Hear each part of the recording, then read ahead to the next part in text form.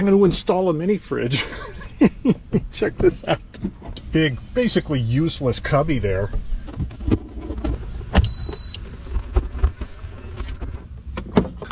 You do it the, get it at night. I'm not supposed to turn this thing on. Boom, fridge, just like that. In your Tesla. Who would have thought? Hey everyone, so an actual refrigerator for your Tesla. Seems crazy, but yeah, check it out. Put it in the back of your Model Y Juniper. You saw the intro there. It takes like 10 minutes to put this thing in. Plugs right into the accessory outlet, no tools. Looks pretty good back there. It only takes up that cubby hole space, so it's like integrates just really well. It can hold a lot more than I thought. It's got like a funny shape to it, but anyway, we'll get into it. I throw all kinds of stuff in there, cans, some bottles, a 2-liter, things like that, just to give you an idea of what this thing holds, and try to take some measurements in there too. All the links are below, and remember the discount code TESLAMARK. It will always save you the most amount of money and works in all the best places. So we're going to do all the usual. Quick unboxing, show you all the different parts in here, what it comes with. We go through an install, again, very simple. So then we go through the basics, show you some of the features, how to adjust the temperature setting, Celsius, Fahrenheit, things like that. I test out, there's a low, like a quick chill mode. We kind of run a test throughout the whole thing just to watch to see how fast this thing can chill. How far will it go down to? It will actually go below zero, right? It will go sub-freezing.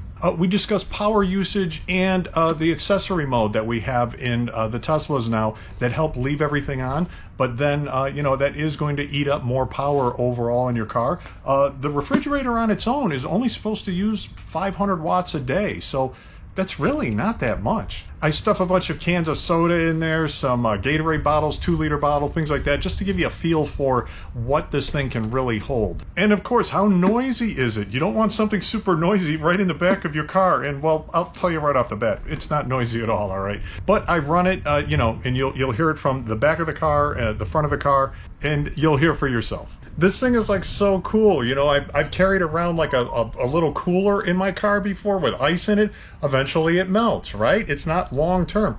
This is long term, right? It's really cool to have an actual refrigerator in your car. All right, let's get going.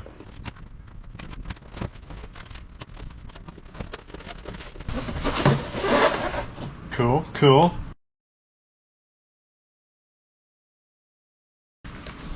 All right, check it out, guys. Not a ton of parts. This is going to go into that, that cavity that things just kind of generally fall into now. This goes on top of it, and that's the fridge. And then you got your different trays. I think this is just like a cleaning cloth. All right, in here there's really just a few things. User manual. This is just a decorative cover, no big deal. And then these two things, they're just basically going to lock this lower storage area into the upper part there. We'll get into that during the install. But yeah, that's it. I mean, this install should be like 10 minutes. Big, basically useless cubby there. There's like a little slot right here. What I did was put this in here so that I could keep the Velcro from fighting me. And then I pushed on the door, held the inside tub towards me so that I could push then the top to lock in back here. Okay, now these two guys, these go down. These go down in here like this. If you do it, get it at 90. And then what that does is lock the top to the bottom. We're gonna put this nice cover on there. Boom, fridge, just like that. So I'm gonna hold this down for 3 seconds. Off. Back on. And after doing some calibration, then it kicks on and actually runs. And the blue ring also means that the compressor is running, and you can hear the fan going at the same time. All right, let's make an adjustment here. So when you turn it just like this, nothing happens. Now that I push on it, display is much brighter, so... All right, so you push it in, and then you can make adjustments. Anywhere from -6 degrees Celsius to, I think it'll go like way into heating mode here. All right, 20 degrees. That's not exactly heating mode. That's more like room temperature. But let's super chill this thing. Oh, that's right. So -6 is the lowest actual temperature setting, Celsius. You kick it down though from there and it goes into low mode. Low mode will run this thing basically full blast for 2 hours straight in order to get it like super cool. And actually, I can hear the fan maybe turning up a little bit more powerfully. It's gotten a little bit louder. So I'm going to leave it on low mode and just see how quickly this thing goes. You know, right now we're at 11 degrees Celsius, and I'm also going to show you how to convert this to Fahrenheit for all of you Americans out there, you know, like me.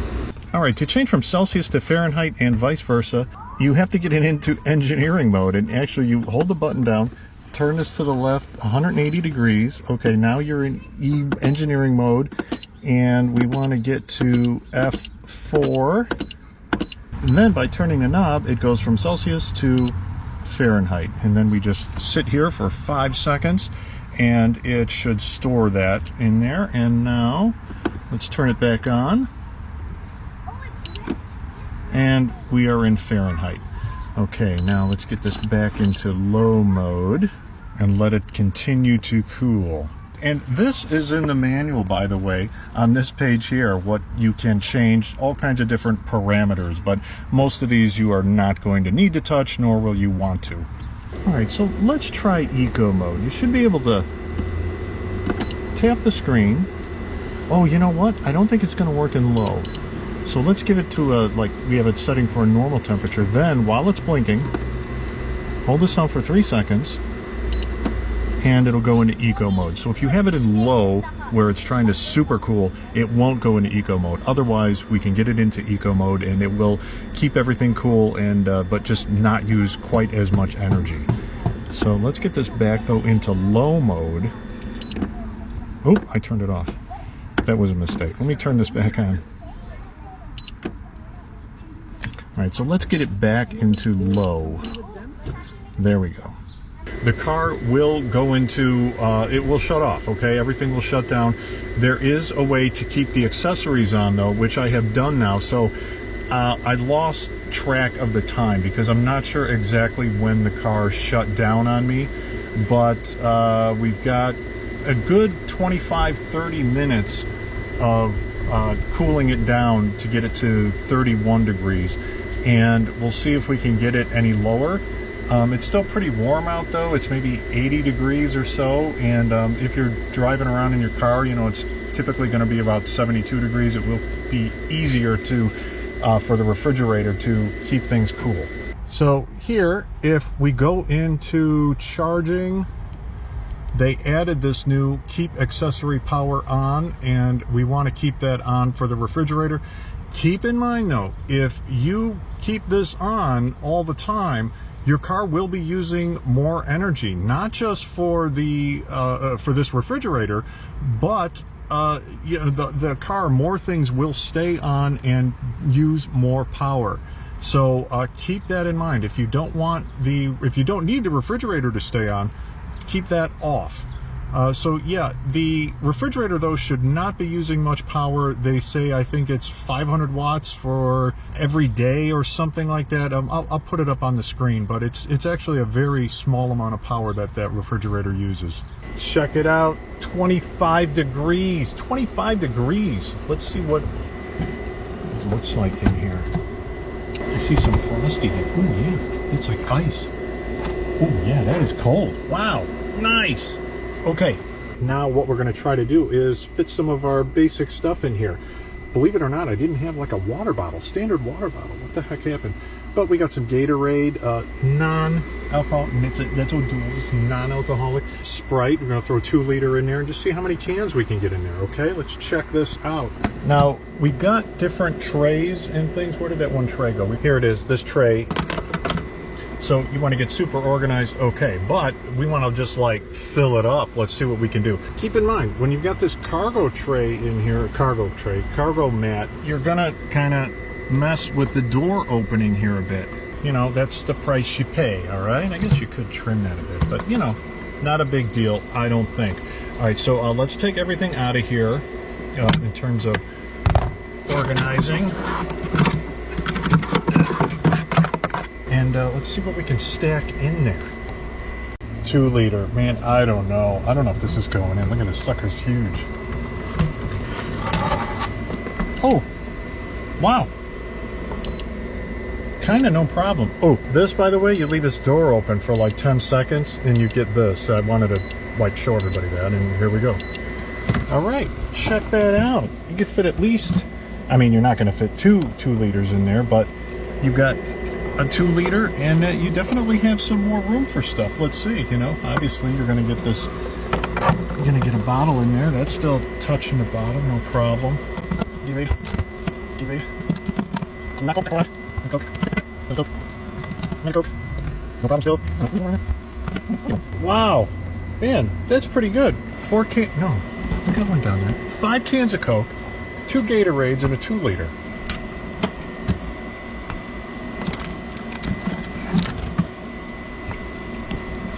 That's a party, my friends.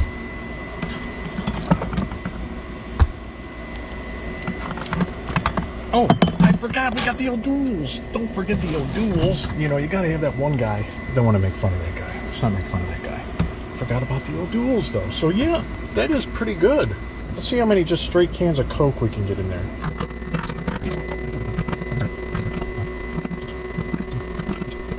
All right, I had a few more cans at home, but I honestly didn't think that. I'm looking at them. I didn't really think they would all fit in there. Even like, you know, 12. But you could easily get 12 in there, because like, look at all the space back here. You know, this is where you got the most room.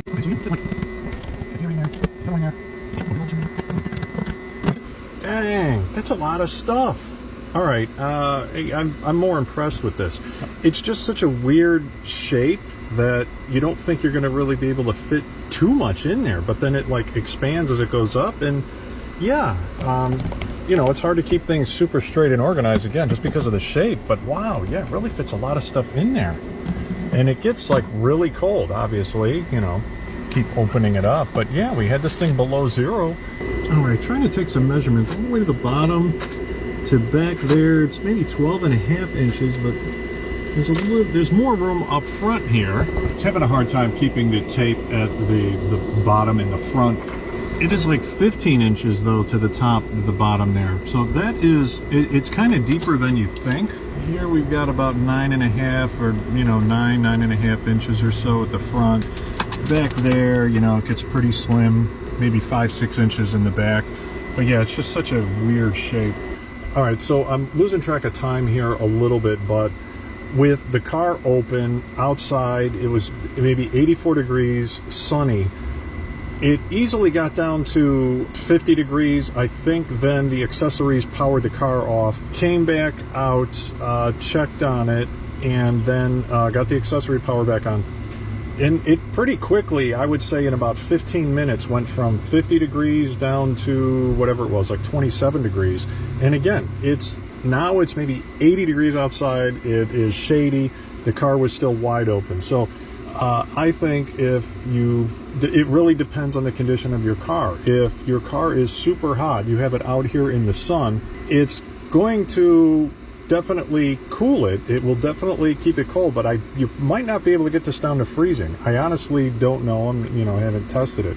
If you're driving in the car though, you're going to have the car around, I don't know, 72 degrees or so. Yeah, you could easily get this thing to freezing pretty quickly. That would be no problem. So anyway, yeah, way better than not having a fridge. It's going to be way better than a cooler. A cooler is not actively keeping things cold.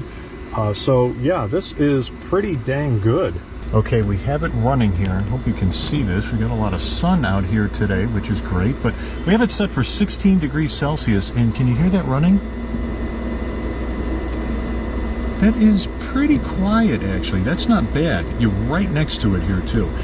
All right, so I have the car completely closed up, and obviously, geez, right now it still says 85. I thought it was more like 80 degrees out here. It's like 85. So I'm going to turn this off. We can try to listen for the refrigerator in the back, but I'll tell you right now, this fan is on low, cooling down. I can hear some additional noise coming from the back, but it's kind of at the same level as the fan up here. It's almost like it's just a slightly different frequency. I'm gonna put the camera right here at ear level, if you'll be able to hear that. So let me turn this off.